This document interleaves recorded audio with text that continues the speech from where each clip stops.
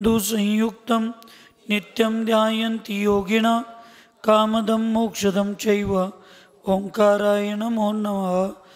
अविरल शब्दगणो प्रक्षालित सकल भूतल कलंका मुनिविरूपा सिद्धीर्था सरस्वती अर्तनो दुरितम् अज्ञानतिमिरां ध्यानां ज्ञानाञ्जनशलाकया चक्षुरुन्मीलितमेन तस्मै श्रीगुरुवे नमः।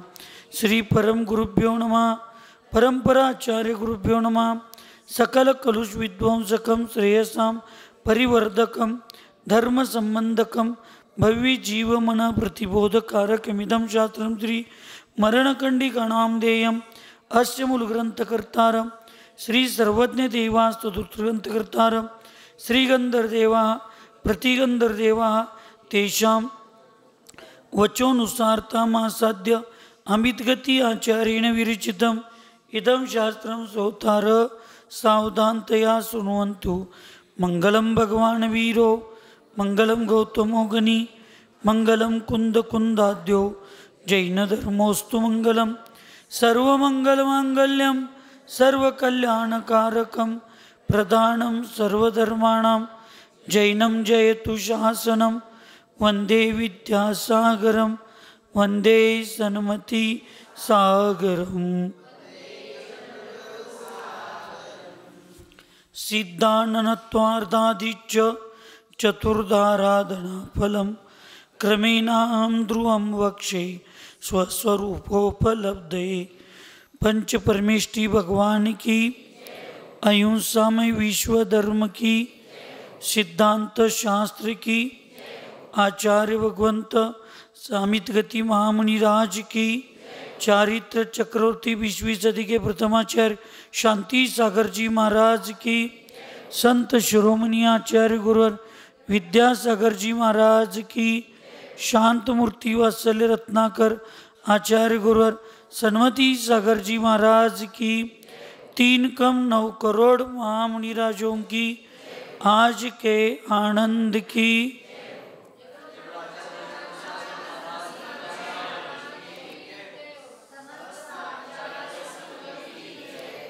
आचार्य भगवंत अमित गती महामुनिराज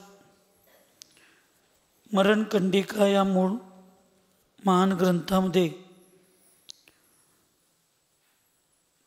जे भक्त प्रत्याख्यानाचे 40 संक्षिप्तमध्ये अधिकार आहेत ते संक्षिप्तमध्ये सांगत असताना आपल्या रत्नत्रयाची विशुद्धी किंवा समाधिमरण करण्यासाठी समस्त समर्थ आचार्यांचा शोध करणे म्हणजे मार्गणा अधिकार म्हणून सांगितलं।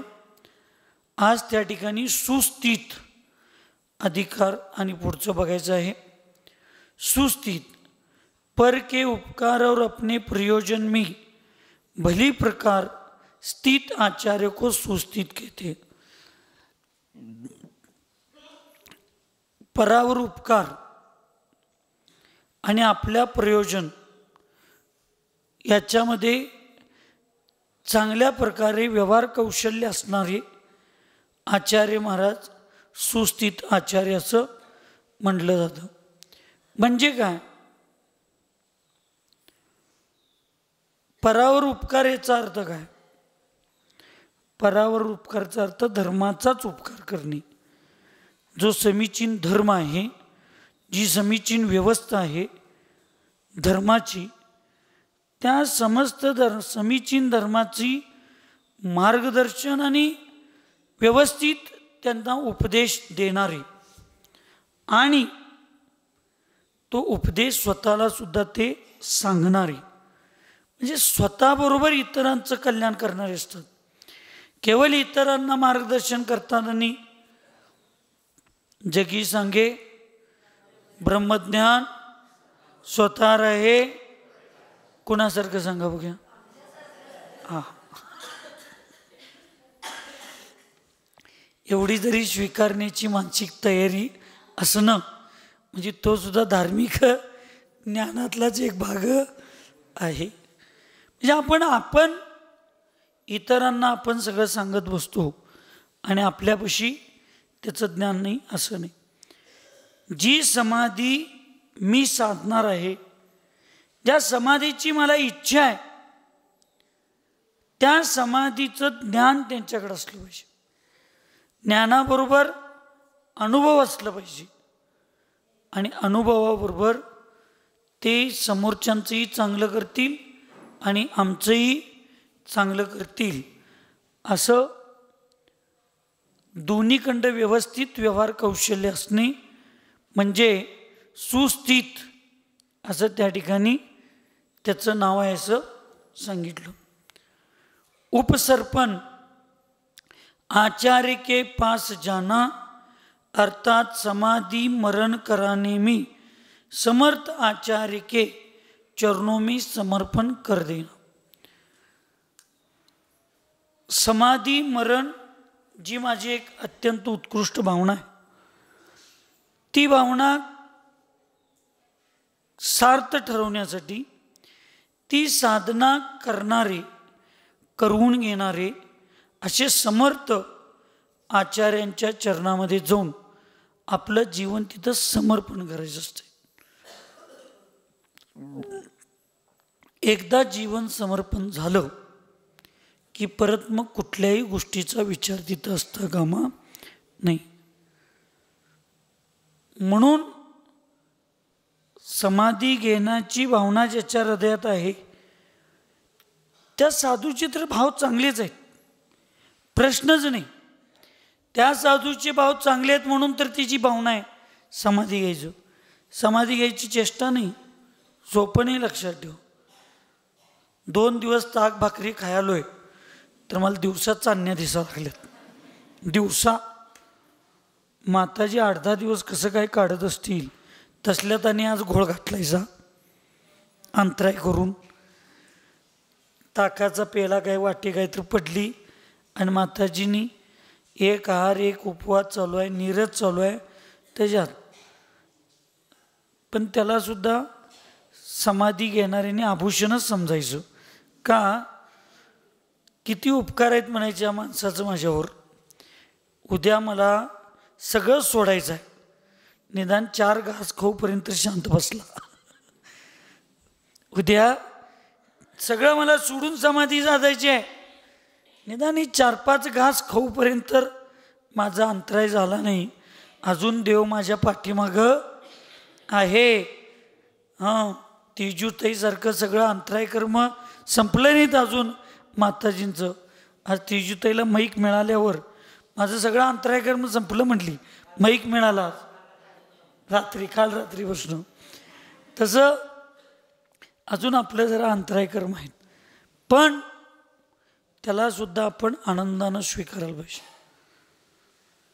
ह्या दोन्ही गोष्टी ज्यांच्यामध्ये सामर्थ्य आहे तेच आचार्य समाधी व्यवस्थित करू शकतात. स्वतःला समजावून सांगण्याची आणि इतराला. कारण त्या साधूचे तर भाव चांगलेच आहेत म्हणून समाधी घ्यायची भावना केलीत.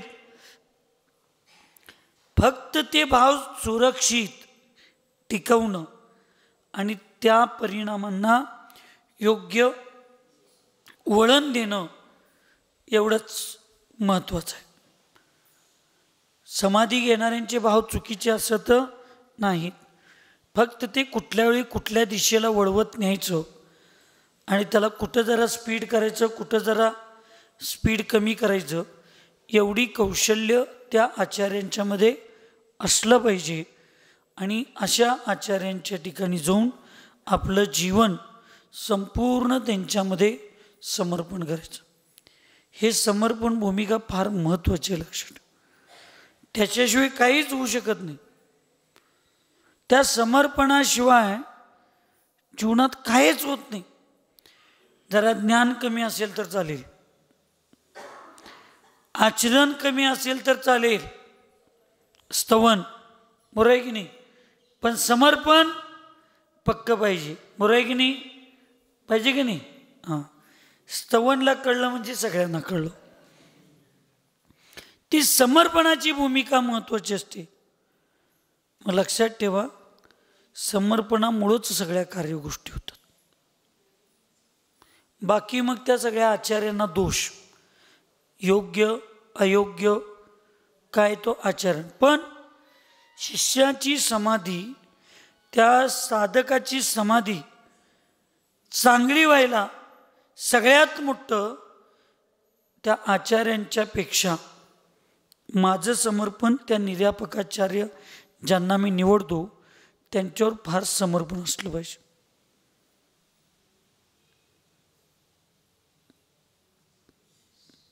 विवाहित स्त्री आणि क्षपकराज ह्या दोघांच्यात अंतर काही नसतो. जी सुसंस्कारित विवाहित स्त्री असते, एकदा लग्न करताना 50दा विचार करायचं. एकदा विचार करून त्याच्यात पडला की मग तो दारुडा आहे, तो शेतकरी आहे, तो मला वेळच देत नाही, तो माझ्या संग भांडतोयच. ह्या सगळ्या गोष्टीला भारतीय संस्कृतीमध्ये परत स्थान नाही. कारण स्त्रीचं लग्न एकदाच होतं.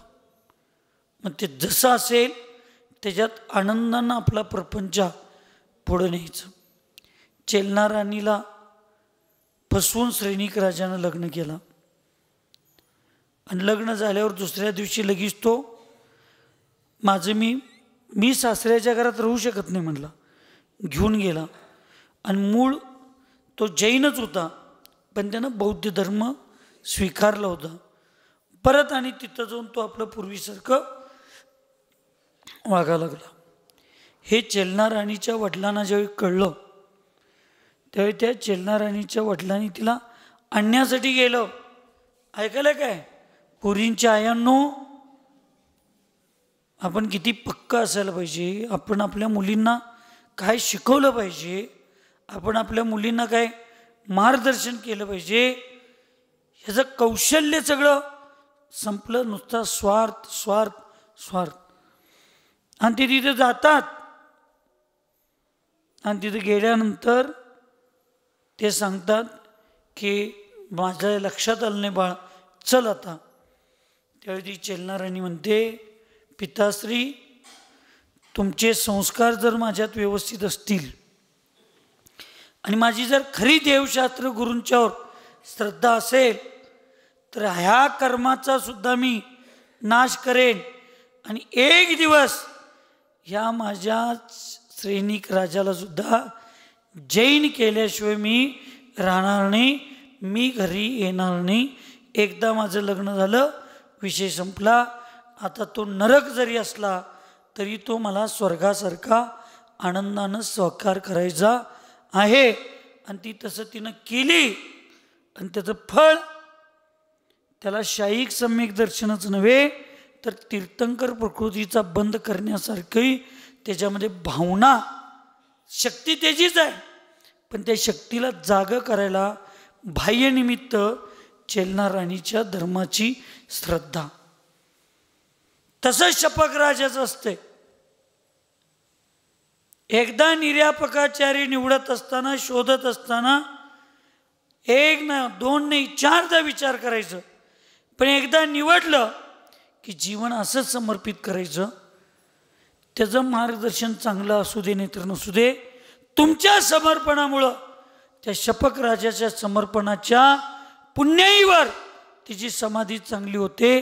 त्याला मग निर्यापकाचार्य काहीच करू शकत नाही. पण निर्यापकाचार्य मस्त चांगले आहेत, पण तुमचं समर्पण नसेल, त्या शपक राजाचं समर्पण जर त्या ठिकाणी नसेल तर तो निर्यापकाचार्य तो काहीही करू शकत नाही. शपक राजाच्या समर्पणावर समाधीची भूमिका ही 75% असते. राहिलेली 25% भूमिका ह्या निर्यापकाच्या अवलंबून असते. त्यामुळे मी माझं समर्पण हे फार महत्वाचं आहे. निरूपण या परीक्षा, गण, परिचारक, आराधक, उत्साह शक्ती तथा यह आराधक आहार की अभिलाषा छोड़ने में समर्थ है या नहीं, इन सब की परीक्षा करना निरूपण या परीक्षा है. गण म्हणजे साधूंचा संघ, परिचारक, चालवणारे संघ व्यवस्थापक, मुनी असतात ते, आराधक, त्याच्यामध्ये उत्साह शक्ती किंवा त्या आराधकाचा आहार, त्याची अभिलाषा सोडण्यासाठी तो समर्थ आहे किंवा नाही, या सगळ्याची परीक्षा करणं म्हणजे निरूपण किंवा परीक्षा. हे निर्यापकाचार्य शपकाची परीक्षा करतात. शपक त्या संघातल्या व्यवस्थेची परीक्षा करतात की मी ज्या ठिकाणी माझं समर्पण करण्याचा विचार करतोय, निर्यापकाचार्य तर चांगले, परंतु वेलकम टू युनिलाईन म्युझिक FM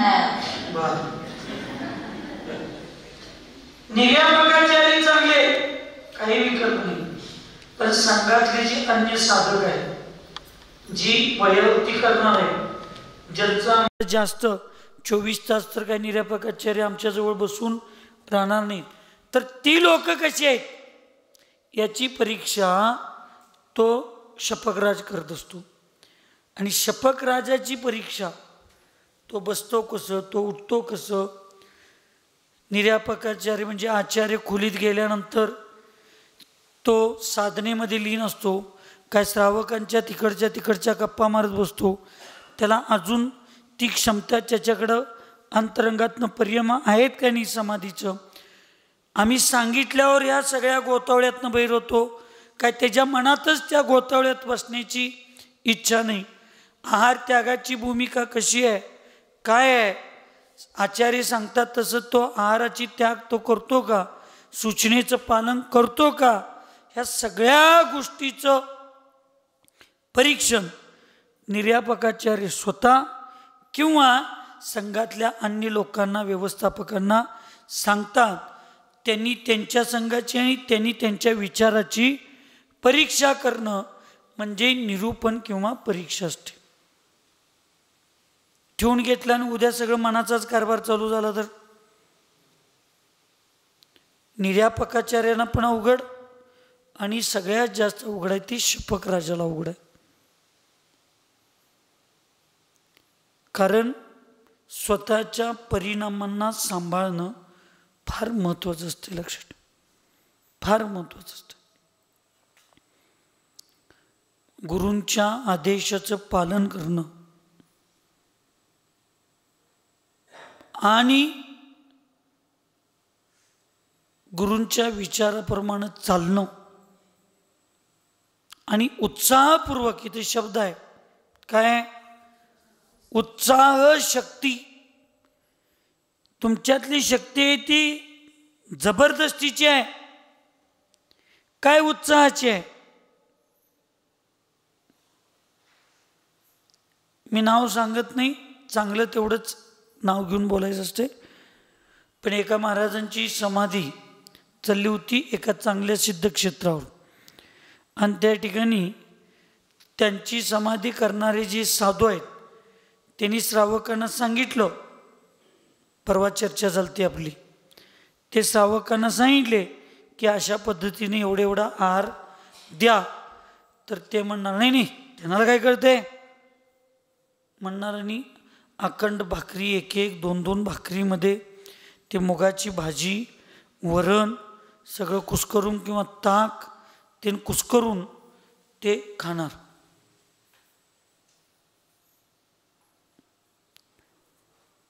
त्या साधूंना लक्षातच येईना की आम्ही तर एवढंच घास खायला सांगायला लागलोय, तरी यांची ताकद किती अजून टिका लागल्या. म्हणजे नेमकं यांच्यात आम्ही पण म्हणणार, म्हणजे खारीक खाल्लेलं शरीर आहे, असल ताकद. मग त्या मूळ महाराजांनी एक दिवस चौकशी केली, तर देणारे श्रावक पण त्या महाराजांच्या संबंधित होते. त्यामुळं महाराजांची आणि श्रावकांची गट्टी पद्धतशीर संगनमत झालेलं होतं. आणि संगनमत झालं की मग बिघडलं बघा. म्हणून माताजीनं तिनं आम्ही जरा आमच्या नजरेत ठेवतोय का श्रावकांचा बायकाची व्यवस्था बायकांच्याकडे दिली कवा त्यांचा घरात असताना कधी बाईवर प्रेम करणार नाही. खरं हिता आली की तिला आपल्या जातीचा अभिमान लगेच जागा होतो, दयाभाव निर्माण होतात आणि ते लगेच. म्हणून साधूच्या पारिवारिक किंवा साधूच्या संबंधित पूर्वीच्या लोकांच्या हातात का साधूचे आहारचर्या ठेवायचे नसते, ते भावनिकच होतात. आणि मग महाराजांच्या लक्षात आलं आम्ही समजतोय त्याच्यात दुप्पट आहार चालू आहे आणि मग ती समाधी ह्यांची कशी होणार. मग ते आणि ते त्या महाराजांचं ते शपक राजांनी ऐकलं नाहीत. समाधी चांगली झाली हा भाग नंतरचा, पण शेवटला त्यांची पण असं तारीख फिक्स ठरलेली होती. एवढ्या दिवसात आपल्या शरीराचा त्याग करायची 12 वर्षाची तारीख फायनल होती. पण शेवटला त्यांना मग एकदम सोडायचं प्रसंग आला आणि शेवटला मग शारीरिक अस्थिरता, मानसिक, मी कुठल्या साधूबद्दल बोलू शकत नाही कारण आपण कुणाच्या मनात काही शिरलो नाही, पण शारीरिक अस्वस्थता निर्माण झाली. मग ते 2-2, 3-3 महाराजांनी त्यांची वयावरती करून उपदेश करून संबोधन करून ते परत स्थिरता झाली आणि शेवटला समाधी चांगली झाली. त्या क्षेत्राचा प्रभाव असेल, त्या सिद्ध क्षेत्राचा प्रभाव असेल, तिथं होणाऱ्या पूर्वी महान आचार्यांच्या समाधी त्या क्षेत्रावर झालत्या, त्याचं वलय तिथं अजून असेल. या सगळ्यांच्यामुळं ते साधलं, त्यांच्या पूर्वपुण्याचा उदय झाला, तो भाग वेगळा. पण सगळ्यांचा तसा होणार आहे काय. म्हणून गुरूंच्या आदेशाप्रमाणे उत्साहानं आनंदानं ते स्वीकारतात का काय त्याच्यात त्यांचा अनुत्साह असतो. मुद्दामनं श्रावकांना बोलायला पाठवायचं असते. काय माताजी अजून तुम्हाला जरा भूक आहे आणि महाराज तुम्हाला 9च घास खा म्हणा लागल्यात आणि मग कसं काय करायलाच पाहिजे की बाई, आता कुणाला सांगायचं. त्यांनी सांगतात तसं नाही. कुणासाठी चालू आहे ते, माझ्यासाठी चालू आहे. हळूहळू माझी शक्ती क्षीण व्हायला पाहिजे. म्हणून माझे गुरु मला जो आदेश देतात तो माझ्या फायद्याचाच आहे आणि मला ते सहन करावं लागेल, आनंदानं सहन करावं लागेल, तरच माझी समाधी चांगली होणार आहे. असं उत्साहानं ते शपकराज बोलला पाहिजे. उत्साह आहे का नाही तुमच्यात, ती शक्ती उत्साहाची आहे का नाही. काय तुम्हाला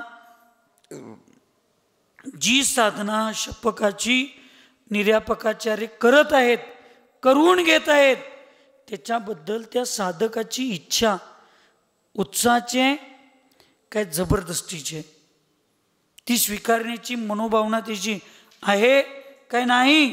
या सगळ्याचं परीक्षण ते स्वतः किंवा इनडायरेक्टली इतरांच्या माध्यमातून करत असतात. पण त्याच्यामध्ये क्षपकराजांनी आपलं पास व्हायला पाहिजे, ते अंतरंगातनं स्वीकारायला पाहिजे. मग तर 1दा 2दा 3दा निर्यापकाचार्य समजावून सांगत असतात.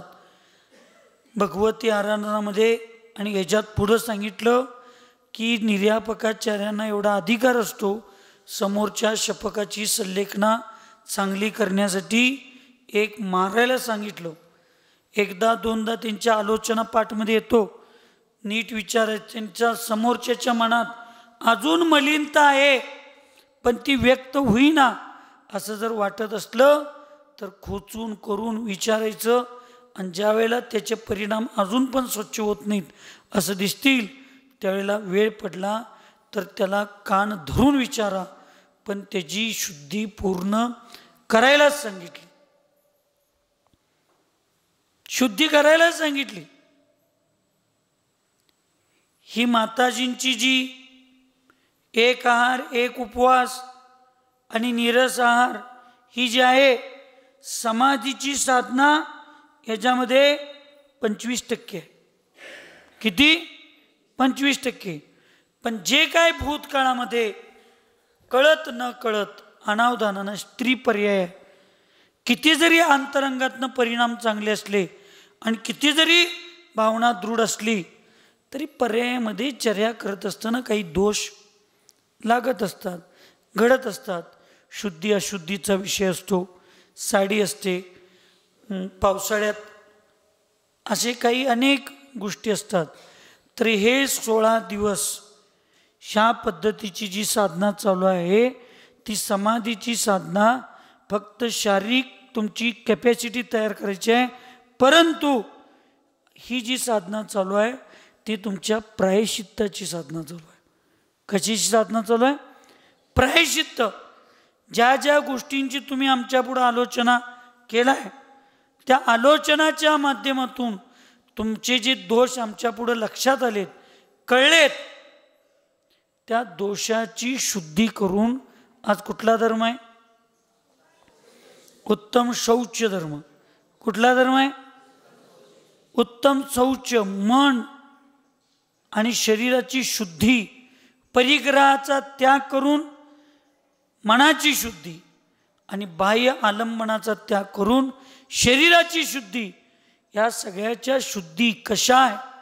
कशा यांचा त्याग हा वास्तविक अंतरंगाची शुद्धी असते. आणि परिग्रह आणि वस्तू आणि व्यवस्थेचा त्याग म्हणजे वास्तविक कशाची शुद्धी असते? शारीरिक शुद्धी असते. शारीरिक शुद्धी. आमच्या पण मनाची शुद्धीच करायचं काम चालू आहे 2 दिवस. आणि म्हणून ती साधना हे आजी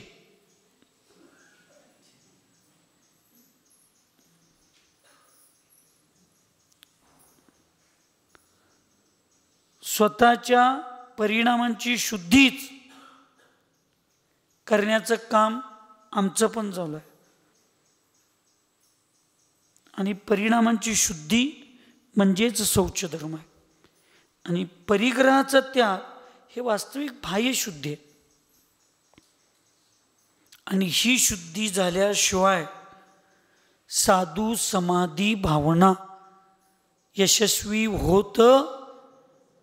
अनादी कालापासून फार चांगली व्यवस्था आचार्यांनी केलीत, लक्षात ठेवा. कुठल्या तिथीला कुठली भावना आणि त्या तिथीला कोणता धर्म, याचं काही ना काहीतरी सांगड आहे,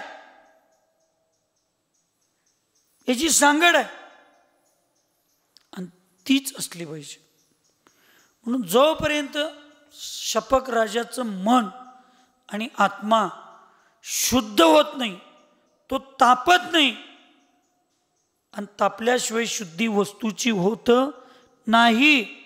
तशी मातीचं भांडं आणा, पितळाचं भांडं आणा, स्टीलचं भांडं आणा, काही आणा, त्याची शुद्धी करायची असेल तर त्याला अग्निसंस्कार करावे लागतात. काय करावे लागतात? अग्निसंस्कार. हिंदू रामायणात सांगितले नाही सीता शुद्ध आहे काय नाही, काय करावं लागली तिला? अग्निपरीक्षा करावी लागली. तशी तुमची आता अग्निपरीक्षा चालू आहे आत्म्याच्या शुद्धीची. कसं? नीरस आहार करून संसारातली नीरसता, शरीराची नीरसता तुम्हाला कळली पाहिजे, पण आत्म्याचा जो स्वभावाचा रस आहे त्याचा तुम्हाला जास्त आनंद आला पाहिजे.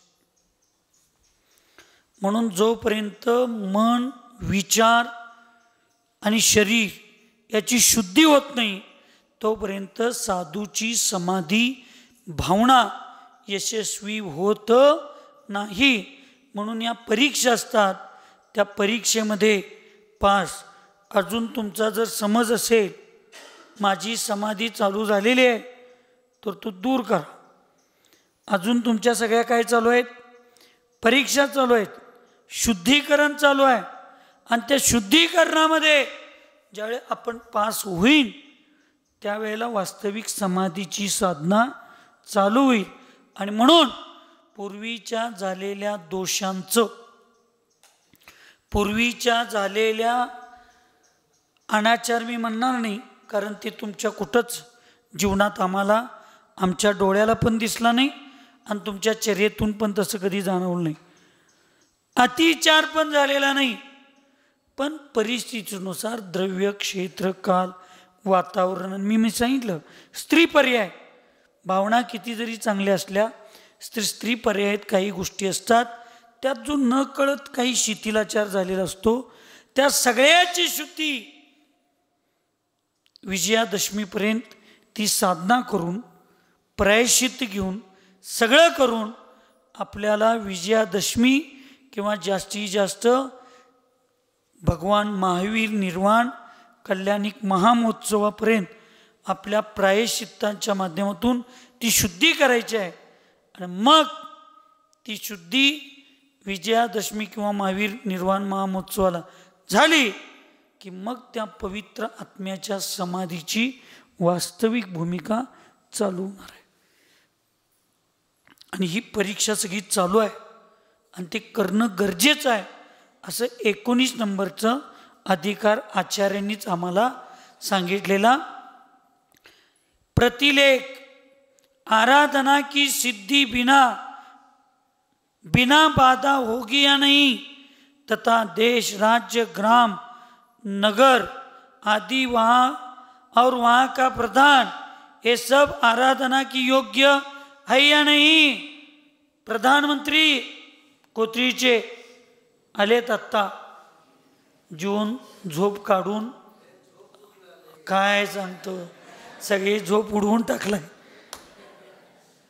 चालता चालता झोपावं म्हटलं तरी झोपायला मिळणार, सवड नाही.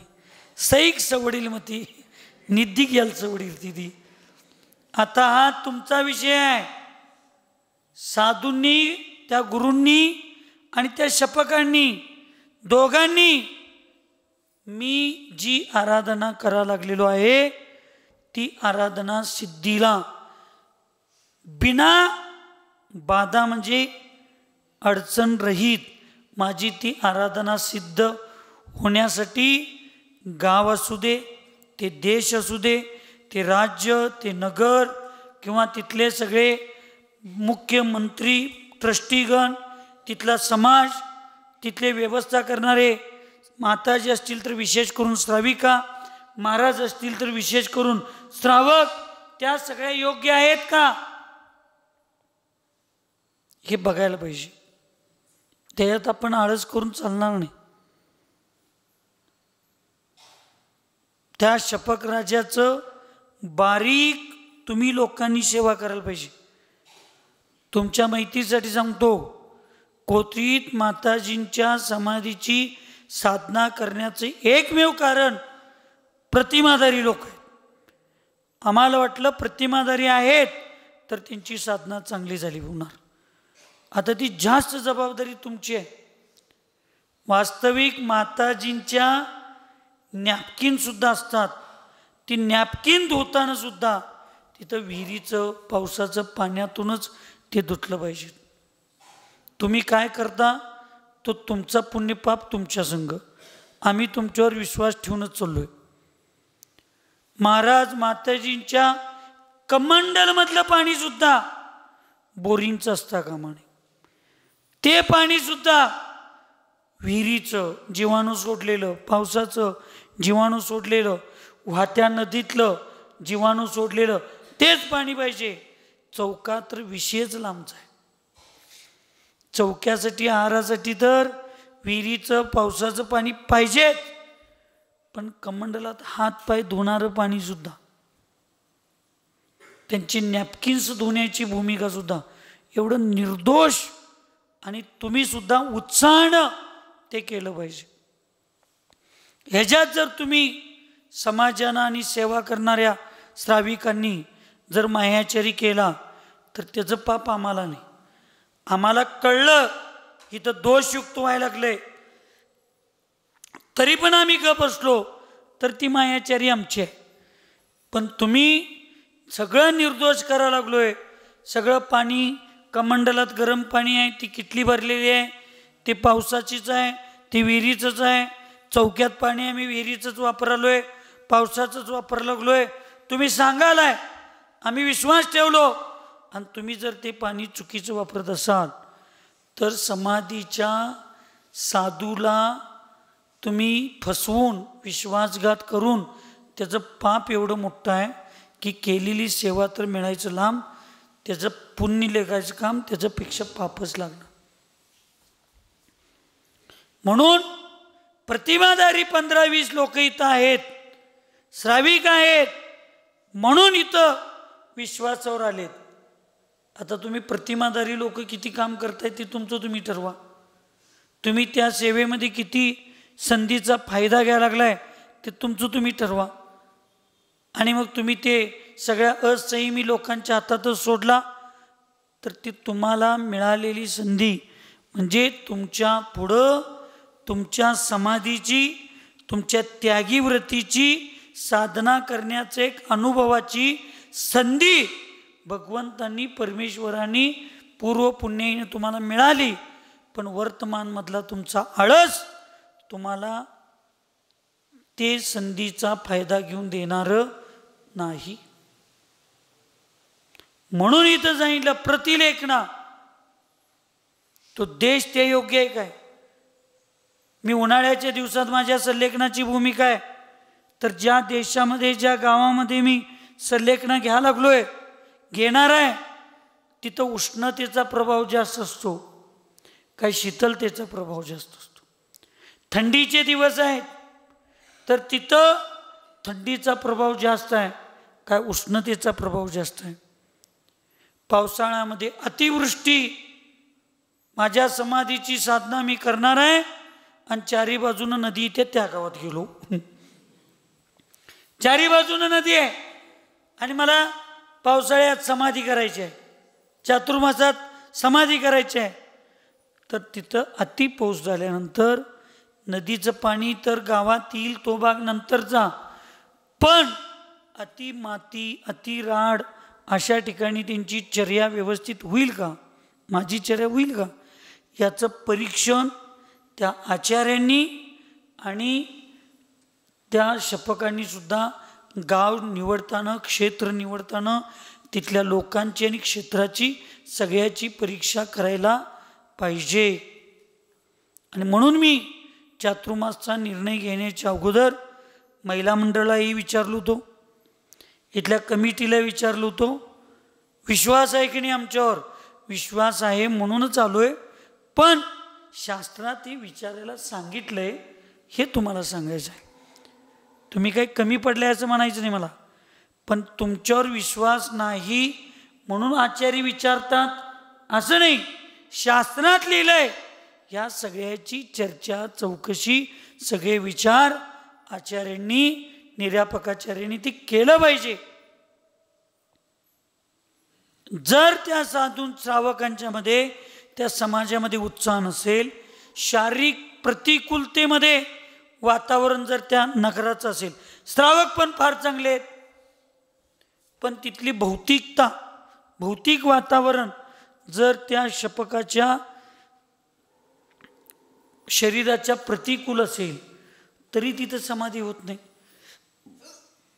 भौतिक अनुकूलता चांगले, पण समाजातले श्रावक तेवढे उत्साही नसतील तरी त्या ठिकाणी ती समाधीची भूमिका चांगली होत नाही.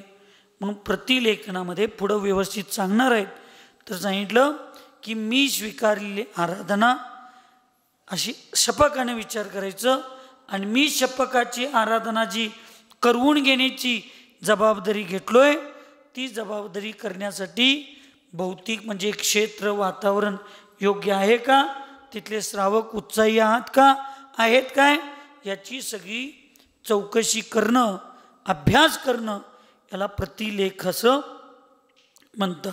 पृच्छा, जब कोई आराधक समाधि मरण के लिए आवे तब आचार्य का अपने संग से पूछना कि हम इसे स्वीकार करें या नहीं.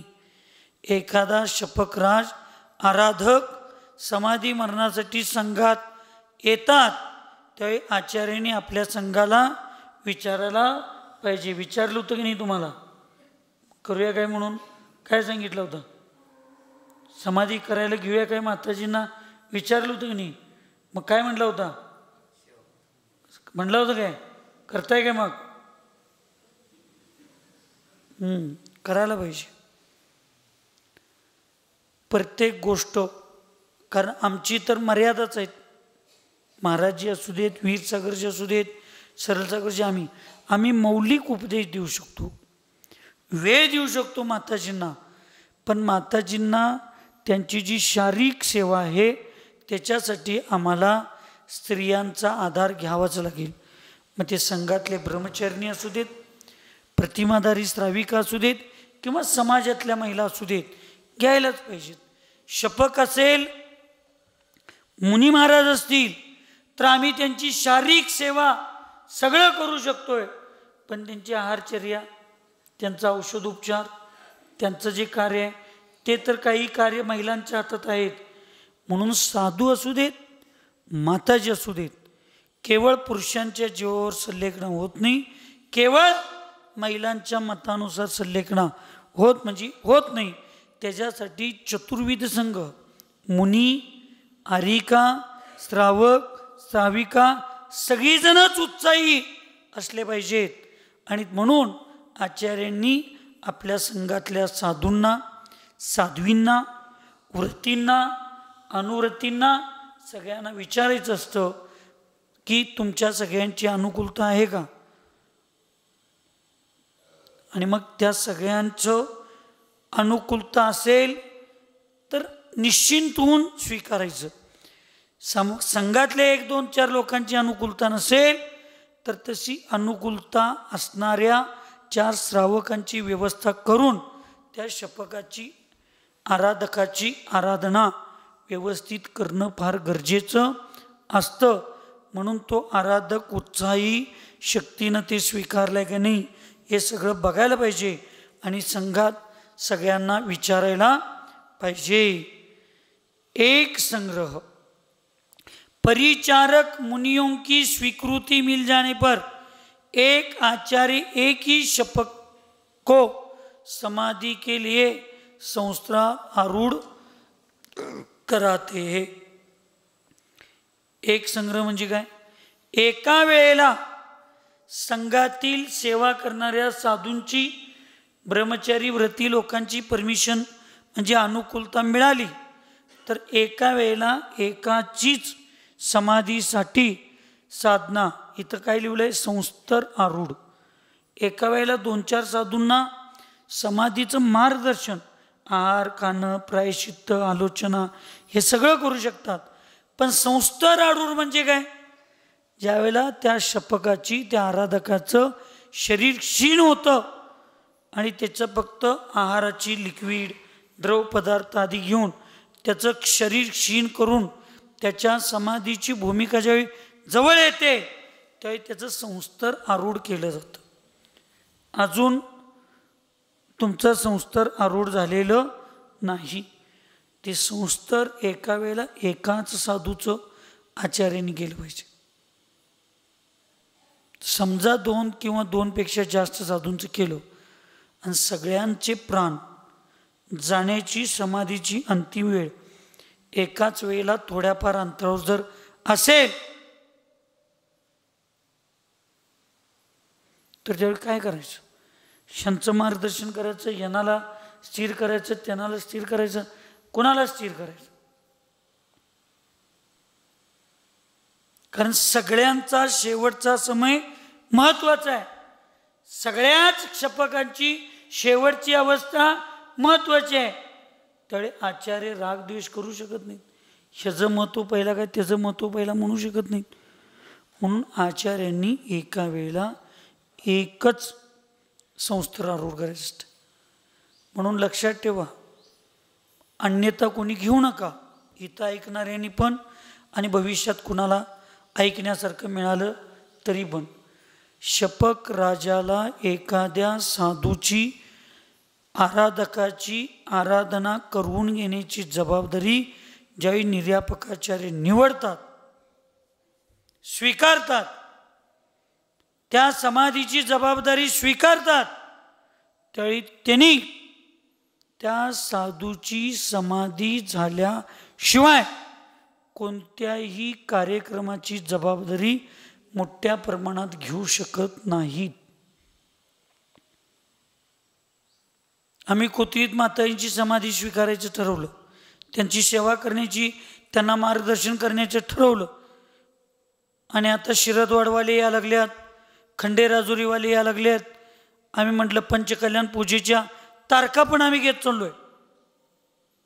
माताजींच्या शेवट 12 वर्षे पूर्ण होण्यासाठी चैत्र पाडवा ही तारीख त्यांची आहार ग्रहणाची शेवटची आहे. वास्तविक ती शरीर त्याग करण्याची तारीख आहे. पण तोपर्यंत आम्ही माताजींच्या बाबतीत असं म्हणू शकत नाही आता की त्यांची संलेखना डिसेंबरमध्ये होईल, जानेवारीमध्ये होईल, त्यामुळं फेब्रुवारीमधली आपली पूजा घ्यावी, मार्च महिन्यातली पूजा घ्यावी. ते श्रावक लय मागं लागलेत. आता निर्यापकाचार्यांना कुठला समाज महत्त्वाचा नाही.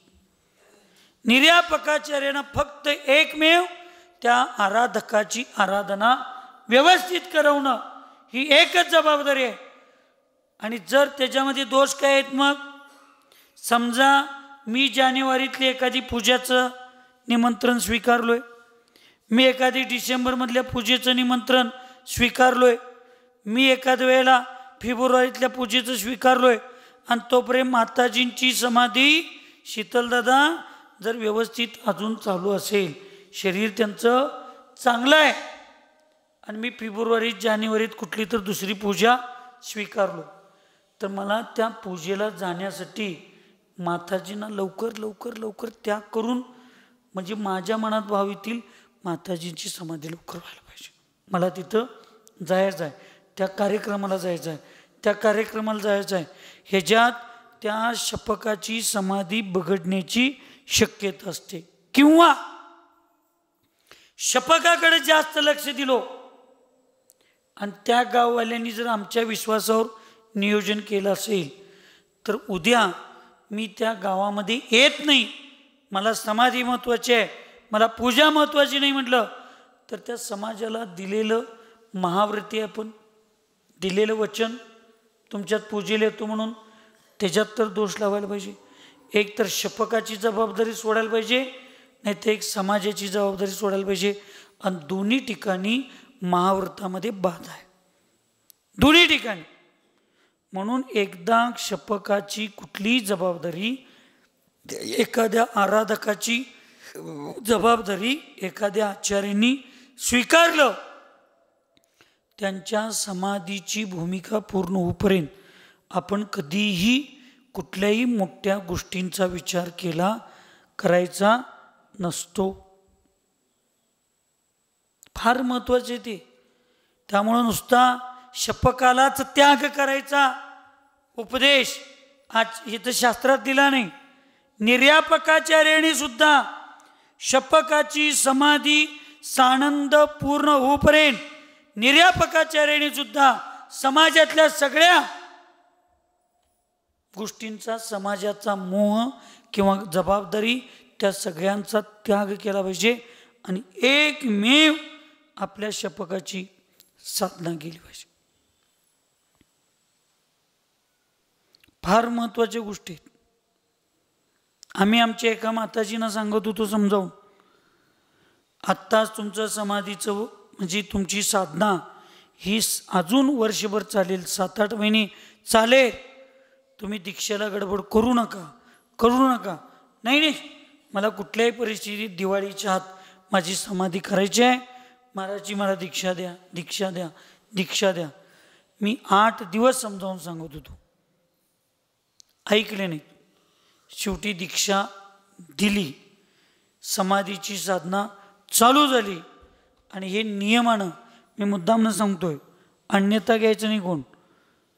उपासा दिवशी भूक आणि मरताना जगायची इच्छा ही नियमानं होती. गरीब माणसाला जेवढी पैशाची भूक नाही, काय सांगायला लागलोय, गरीब माणसाला जेवढी पैशाची आसक्ती नाही, त्याच्यापेक्षा जास्त आसक्ती श्रीमंत लोकांना आहे.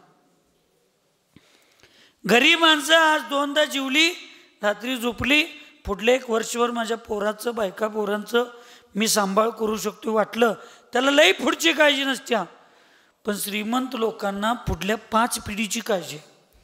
आणि जर देवानं 5-10 वर्ष आयुष्य दिला असता, अनेक पुढच्या 2 पिढीची व्यवस्था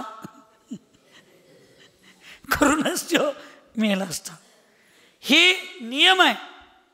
आणि त्या माताजींच्या मनामध्ये परत खाण्यापिण्याचे भाव वाढत गेले, सगळं करत गेलं. आणि मी ती समाधी स्वीकारायच्या अगोदर किंवा ती करायच्या अगोदरच मी दिवाळीनंतर एका पंचकल्याणकाची जबाबदारी आणि तिथल्या सवालाची जबाबदारी ते घेतलो होतो. पहिलाच वचन दिलं होतं. आणि त्यामुळे सांगितलं होतं, हे होत नाही, माझं मन सांगायला लागलंय, माझ्यावर माझा विश्वास आहे. ना इलाज असतो मला ते सगळं करावं लागलं, माझंच आहे, आम्ही दुसऱ्यांचं कशाला सांगायचं.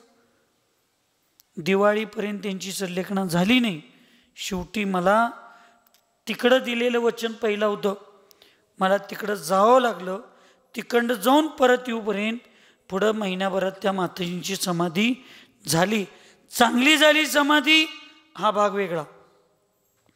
माताजी, अन्य माताजी लोक त्यांची चांगली सेवा केली, उत्कृष्ट समाधी झाली, तो भाग वेगळा. पण आमच्यासारख्या समाधीची जबाबदारी स्वीकारल्या साधूंना अडचण होतं. म्हणून इथं सांगितलं, त्या दिवशी मी मनाला ठरवलं, जग इकडचं तिकडं होऊ दे, किती समाज तुटू दे, किती जवळचं गाव असू दे, ते परत आपल्याकडं नाही आलं तर चालेल. एक तर साधूच्या कुठल्या समाधीची जबाबदारी घेतली तर ते पूर्ण केल्याशिवाय कुठल्याही मोठ्या कार्यक्रमांची जबाबदारी घ्यायची नाही. नसेल तर ते नाही काळजी वाटत असली तर समाधीची जबाबदारी घ्यायची नाही. पण इकडे मी समाधी पण करणार, इकडं समाज पण स्वीकारणार, इकडं समाधीवाल्यांना पण तुमची समाधी मी करतो म्हणायचं, तिकडे येणाऱ्या प्रत्येक गावच्या सुपाऱ्या घेत बसायचं. कोणावर कोण विश्वास. तिकडं समाज अंतराळी, मग तिकडं संलेखना स्वीकारायला लागल्यात, आम्हाला पण येतो म्हणा लागल्यात, संलेखना पण करतो म्हणा लागल्यात.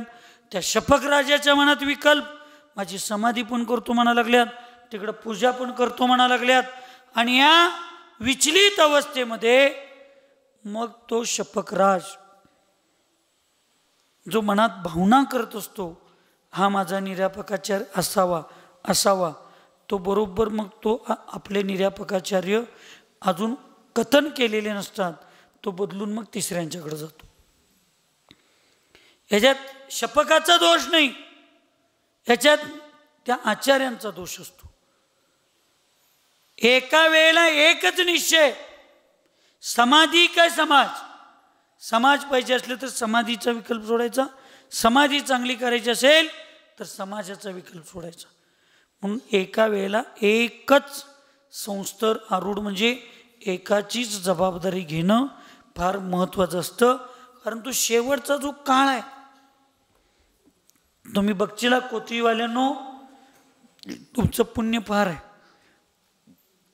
माताजी असं माझ्याकडे उगाच आल्या नाहीत. श्रुतमती नाव आहे त्यांचं, लई शाने आहेत, त्या विद्वान आहेत, ज्ञानी आहेत. पहिल्यासारखंच घरात असल्यापासून ती झाशीच्या राणीसारखं तिचं कर्तृत्व आहे, धाडस आहे. मी त्यांच्या ब्रह्मचर्य अवस्थेपासून त्यांच्यासोबत आहे, म्हणून त्यांनी माझ्याकडे आलं नाहीत. माझ्यामुळं त्यांचे दीक्षेचं योग आला म्हणून पण त्या माझ्याकडे आले नाहीत. मी क्लिअर करतो, आज तुम्हाला क्लिअर सांगतो मी तुम्हाला, म्हणून त्यांनी माझ्याकडे आले नाहीत. माझ्याकडं आले, त्यांनी त्यांच्या डोळ्यानं आष्ट्याच्या माझ्या 2010च्या चातुर्मासमध्ये एका श्राविकांना आचार्य भगवंत समती सागर महाराजांनी 3 मला आदेश दिला की तुम्ही त्यांना दीक्षा द्या आणि त्यांची समाधी करा. त्यांची इच्छा तुमच्याकडे समाधी करण्याची आहे. तिसऱ्यांदा आचार्यांनी दामीतून पिंची कमंडल पाठवून दिलं आणि त्यांची समाधी द्या, नाव सुद्धा त्यांनी पाठवून दिलं. मग मी त्या श्राविकांना दीक्षा दिली, चुल्लिका, आरिका, आणि मग त्यांची समाधी केली. त्या समाधीच्या शेवटचे 8 ते 10 दिवस माताजींचा चातुर्मास दुधगावमध्ये होता आणि त्या दुधगावातनं त्यांनी तिथं आल्या आणि 10-8 दिवसाचं सानिध्य त्यांनी त्या सल्लेखनाला दिलं आणि त्यावेळेला माताजींच्या लक्षात त्यावेळेला आलं की सल्लेखना कशी करवायची असत्या, त्या साधूची जबाबदारी किती असते, कशा पद्धतीने करायचं असतंय, त्या शपकाला न दुखवता त्यांच्या परिवारातल्या त्या व्यक्तीला न दुखवता समाजाला न दुखवता त्या समाधीची भूमिका कशी पार पाडायची असते हे माताजींनी तिथं बघितलं होतं. आणि त्यावेळी माताजींनी मला दुधगावकडे विहार करताना 2010ला मला माताजींनी हात जोडून मला निवेदन केलं की मी त्यावेळी मुनी होतो. मला म्हटले होते, महाराजजी कुठेही असू जे जगात माझ्या समाधीचा विषय कळला, मी तुमच्याकडे यायची माझ्यात ताकद नसली तर तुम्ही माझ्याकडे या, पण माझी समाधी तुम्ही अजितमती माताजींची जशी केला तशी माझी पण समाधी चांगली करा आणि मी तुमच्याकडंच समाधी घेणार असं माताजींनी 2010ला, बरोबर आहे का चुकीचं आहे? ही एकच भावना, माताजींनी समाधी कशी करायची असते आणि ते कोण कसं करवतात हे त्यांनी लई जणांचा अनुभव घेतला आणि त्यांच्या अनुभवात यदा कदाचित त्यांच्या परीक्षेत मी पास झालो असेल म्हणताना त्यांनी माझ्याकडे आलेत, नाहीतर मी माताजींना माझ्याकडे या असं मी एकदा सुद्धा म्हटलेलो नव्हतो. तुम्ही कुठं समाधी करणार आहे तिथं येऊन सेवा मी करतो असा माझा पण संकल्प होता. माझ्यापाशीच यायला पाहिजे असं नाही, पण त्यांना ते लक्षात आलं की कुठं गेल्यानंतर माझं कायच होणार आहे आणि म्हणून ते आलेत. ही सगळी प्रतिलेखनं असते, लक्षात ठेवा, ही सगळी परीक्षा असते. त्यामुळं जे आचार्य असतात त्यांनी सल्लेखना स्वीकारताना समाजाचा फार विचार, समाजाच्या कार्यक्रमाचं त्यांनी करायचं नसतो. इकडं सल्लेखनाला पण बोलवायचं आणि तिकडं येईल त्यांना आम्ही पूजेसाठी पण निमंत्रण स्वीकारत बसायचं, सगळ्या गोष्टी करत बसायचं. मग माझं सत्य महाव्रत असा प्रसंग अशुभ कर्माच्या उदयात येऊ शकतो की मला समाधी एक निवडायची वेळ येते आणि कुठलं जरी निवडलो तर एका ठिकाणी मला दोष लावून घ्यावा लागत असतो. म्हणून इथं एक संग्रह, एका वेळेला एकाचीच समाधीची जबाबदारी स्वीकारायचं, संस्कार आरूढ करायचं असं आचार्यांनी इथं सूचना अधिकारात 22व्या दिलेली आहे. आणि हे जे मी वाचा लागलोय हे सगळं पालन करण्याची क्षमता माझ्यात येऊ दे.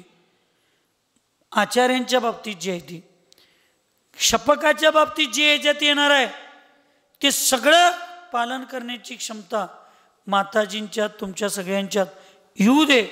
कारण आम्ही देणारे आणि तुम्ही घेणारे दोघं जणही व्यवस्थित असेल आणि तुम्ही करणारे तिसरे. जुनं तराजू असत होतं की किती काठीवर असत होतं ते बघितलं काय? वखारीत, मार्केट यार्डात जुनं तराजू मोठं, त्याला किती काठी असत होत्या? 3 काठीवर ते तराजू असणार. त्यातली एक काठी जर अचकूल असेल तर वजन व्यवस्थित होणार आहे, माप व्यवस्थित होणार आहे. तसं इथं ह्या समाधीला चांगलं करायचं, जेवढी माझी जबाबदारी आहे तेवढीच समर्पणाची माताजींची जबाबदारी आहे आणि तेवढीच तुमच्या कोथीतल्या सर्व श्रावक श्राविकांची सुद्धा तेवढीच नैतिक जबाबदारी आहे. हे 3 काठी एका ठिकाणी व्यवस्थित संतुलित असेल तर ते कार्य होणार आहे. म्हणून आपल्या तिघांच्या जबाबदाऱ्या आपण सगळ्यांनी प्रामाणिकपणे स्वीकारून ही समाधी महामहोत्सव चांगल्या पद्धतीनं सानंद संपन्न होऊ दे. ह्या माताजींचा हा साधू समाधी भावना आहे, माताजींचा स्त्री पर्याय हा शेवटचा असू दे. यानंतर माताजींना कधीच स्त्री पर्यायाची प्राप्ती होऊ नये. आणि कमीत कमी भावामध्ये आम्ही प्रतिक्रमण करतोय ना पाक्षिक, त्याच्यामध्ये लिहिलं आहे जगन्याने 2-3 भाव आणि उत्कृष्टतेनं 7-8 भव, तर उत्कृष्टतेच्या पेक्षा जगन्नतेमध्येच म्हणजे कमीत कमी 3-4 भवामध्येच माताजींना मोक्षपदाची प्राप्ती मिळू दे. आणि सिद्धशिलेवर कुठं तर आजूबाजूला आमच्यासाठी जरा जागा हां रिझर्वेशन करून ठेवू दे. अशा मंगलमय भावनेनं सुखी रहे सब जीव जगत में, कोई कभी न घबरावे, वैर पाप अभिमान छोड़ जग, नित्य नहीं मंगल गावे. ओम नमः सबको क्षमा सबसे क्षमा.